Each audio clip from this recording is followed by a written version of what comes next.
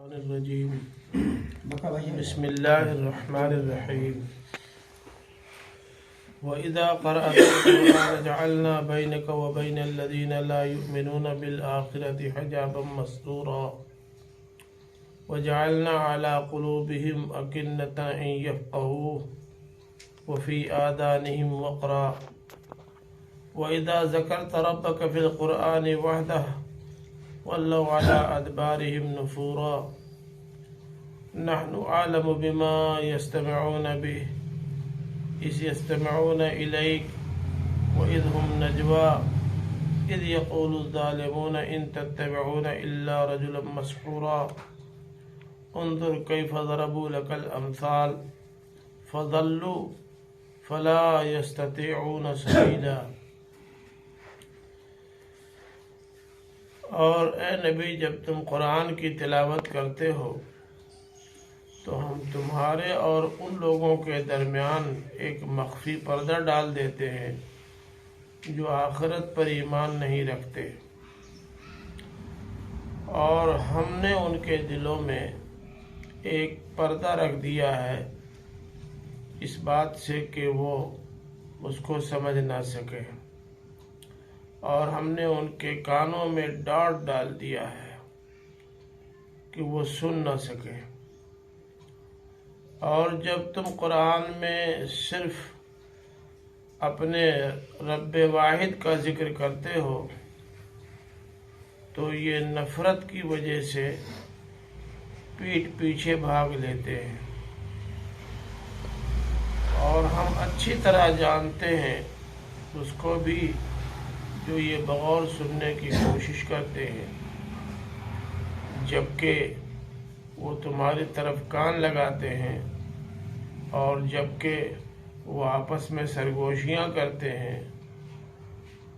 جبکہ ظالمین کہتے ہیں کہ تم تو ایک سحرزدہ آدمی کی اتباع کر رہے ہو، ذرا دیکھو یہ کیسی کیسی پھپتیاں کستے ہیں۔ چنانچہ یہ گمراہ ہوئے اور اب یہ کوئی راستہ نہیں پا سکیں گے۔ یہ ایک چھوٹا سا چیپٹر ہے سورہ بنی اسرائیل کا، جو آیت نمبر 45 سے شروع ہو کر آیت نمبر 48 تک جاتا ہے۔ اس میں ایک بات تو یہ بتائی گئی ہے کہ کون لوگ ہیں جو قرآن مجید سے فائدہ نہیں اٹھاتے، یا ان کو قرآن سے فائدہ اٹھانے کی توفیق نہیں ملتی۔ فرمایا کہ ایک تو وہ لوگ ہیں جو آخرت کو نظر انداز کرتے ہیں اور آخرت پر ایمان نہیں لاتے، اور ظاہر ہے کہ جو لوگ آخرت پر ایمان نہیں لاتے اور جن کا تصور یہ نہیں ہے کہ ہم کو مرنے کے بعد پھر زندہ ہونا ہے اور اپنے کیے دھرے کا حساب کتاب بھی دینا ہے، تو ظاہر ہے کہ ایسے لوگ مستقبل کو سامنے رکھ کر کے کوئی کام کریں گے ہی کیوں؟ جن کو اندازہ یہ ہے کہ ہم جو کچھ کر رہے ہیں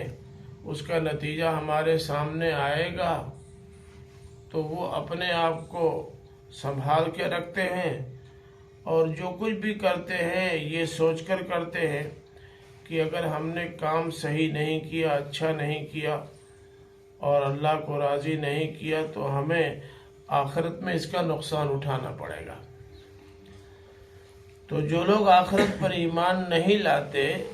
تو وہ قرآن مجید سے فائدہ نہیں اٹھاتے۔ اسی کو اللہ تعالیٰ نے یوں کہا ہے کہ جب تم قرآن مجید کی تلاوت کرتے ہو، قرآن پڑھ کر سناتے ہو، تو اگرچہ قرآن مجید بجائے خود بڑی عظیم چیز ہے، یہ گوناگوں پہلوؤں سے بہت سارے امور و مسائل کو بیان کرتی ہے، زندگی کے حقائق کی نشاندہی کرنے والی کتاب ہے، لیکن اس سے فائدہ نہ اٹھا پانے کی بڑی وجہ یہی ہے کہ چونکہ آخرت پر ان کا یقین نہیں ہے، اس لیے ان کا آخرت پر یقین نہ رکھنا ان کے درمیان اور قرآن مجید کے درمیان ایک پردہ بن کر کے حائل ہو جاتا ہے۔ پھر فرمایا اتنا ہی نہیں بلکہ ہم نے ان کے دلوں پر بھی مہر لگا دی ہے۔ باتیں سنتے ہیں لیکن وہ باتیں دل کے اندر تک نہیں جاتی، اور یہ ہم نے اس لیے نہیں کیا کہ ہم خود ان کے بدخواہ ہیں یا ہم یہ چاہتے ہیں کہ یہ سیدھی راہ نہ پائیں، بلکہ ایسا اس وجہ سے ہے کہ ہماری اپنی ایک سنت ہے۔ ہم بہت دنوں تک لوگوں کے دلوں کا دروازہ کھلا رکھتے ہیں اور چاہتے ہیں یہ کہ کسی طرح سے یہ باتیں سن لیں، سمجھ لیں، مان لیں اور اپنے دل میں اتار لیں۔ لیکن جو لوگ جان بوجھ کر شرارت کرتے ہیں اور کوئی بات کسی قیمت پر ماننے کے لیے تیار نہیں ہوتے، تو ہماری سنت یہ ہے کہ ایسے لوگوں کے دلوں پر ہم مہر لگا دیتے ہیں، اور جن لوگوں کے دلوں پر مہر لگ جاتی ہے ان کے دل میں کوئی بات اترتی ہی نہیں، کوئی اچھی بات نہیں اترتی۔ فرمایا اسی طرح سے سننے کو تو یہ سنتے ہیں، لیکن ایسے سننے والے جو اس طرح زندگی گزارے جیسے وہ سنتے ہی نہیں، ایسے سننے والے جو سننے کے بعد بھی تعلیمات کو اپنے دل و دماغ میں جگہ نہ دیں، جو سن کر انسنی کر دیں، تو ان کے بارے میں بھی ہماری سنت یہ ہے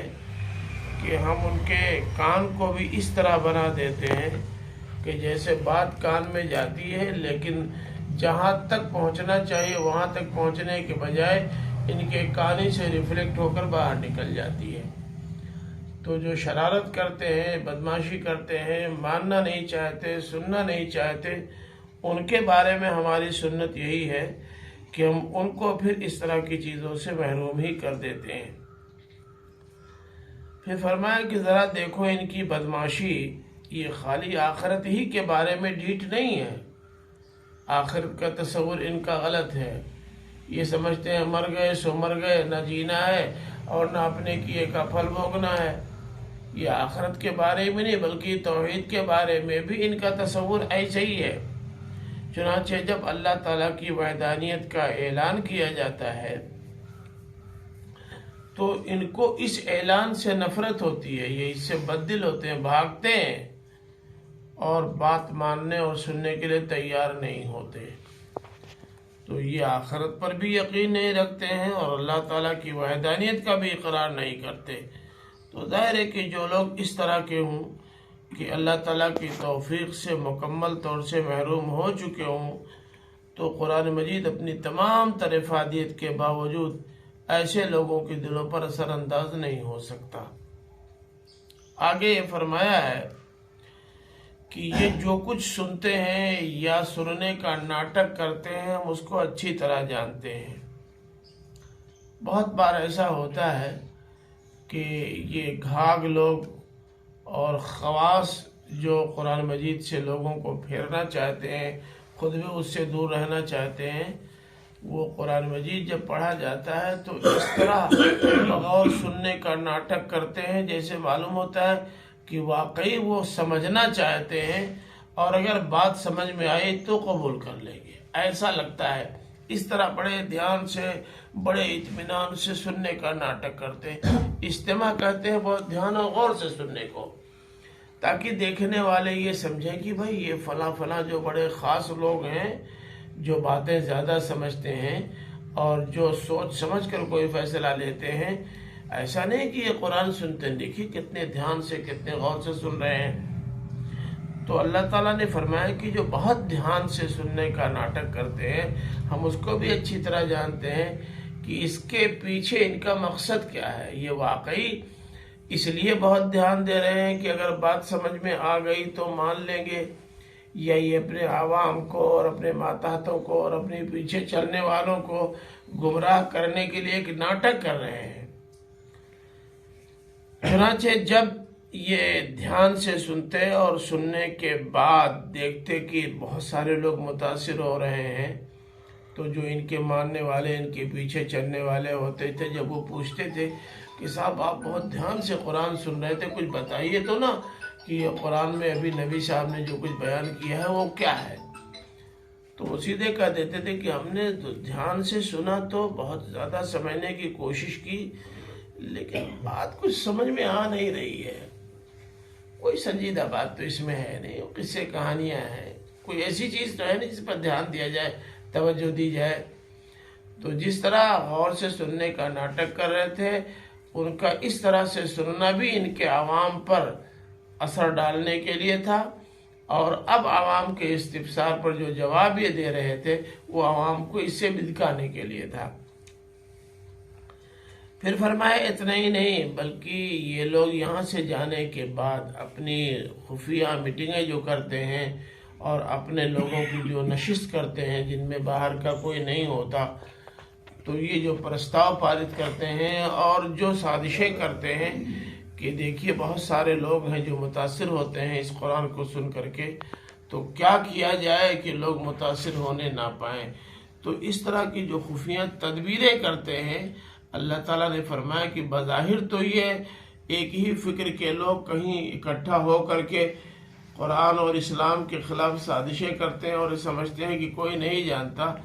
لیکن ہم اس کو بھی جانتے ہیں کہ یہ کیا کر رہے ہیں، کہاں ہیں۔ پھر فرمایا کہ یہ لوگ جب جاتے تھے ان مجلسوں سے اٹھ کر کے تو بہت سارے وہ سادہ لوہ مسلمان جو ان سے قریب رہتے تھے، ان کی ذہانت، فطانت اور ان کی عقل مندی کے قائل ہوتے تھے، تو یہ ان سے بھی کہتے تھے کہ بھئی یہ آپ لوگ ایمان تو لے آئے ہیں، ہم یہ نہیں کہتے کہ ایمان نہ لائیں، لیکن یہ سمجھ میں نہیں آ رہا ہے کہ کس بنیاد پر ایمان لے آئے، کس پر ایمان لے آئے۔ آپ نے جس کی بات مانی ہے، جس کو نبی اور رسول مانا ہے، جس کی اتباع کا قلادہ اپنے گلے میں ڈالا ہے، اصل میں اس پر تو جادو چل گیا ہے۔ وہ آدمی ذہین ہے، سمجھدار ہے، نیک ہے، صاف دل کا ہے، لیکن اس پر تو جادو چل گیا ہے نا۔ اب جس آدمی پر جادو چل جائے اس آدمی کی بات کا بہت زیادہ بھروسہ نہیں کیا جا سکتا اس کی بات پر۔ تو تم اس وقت جس کی اتباع کر رہے ہو، وہ اپنی تمام شرافت اور نظافت اور ذہانت اور نیکی کے باوجود چونکہ سحرزدہ آدمی ہے، اس لیے کسی سحرزدہ کی اتباع کرنا کوئی عقل مندی اور دانائی نہیں ہے۔ تو ایک طرف تو آخرت پر یقین نہ رکھنے کی وجہ سے بھی یہ قرآن پر دھیان نہیں دیتے تھے، دوسرے اللہ تعالیٰ کی وحدانیت کو تسلیم کرنا نہیں چاہتے تھے، اس لیے قرآن کی توحید پر مشتمل تعلیمات کو بھی نظر انداز کرتے تھے۔ تیسرے یہ ہے کہ قرآن مجید سنتے تو تھے بہت دھیان سے، بہت غور سے، لیکن یہ سمجھنے کے لیے نہیں ہوتا تھا،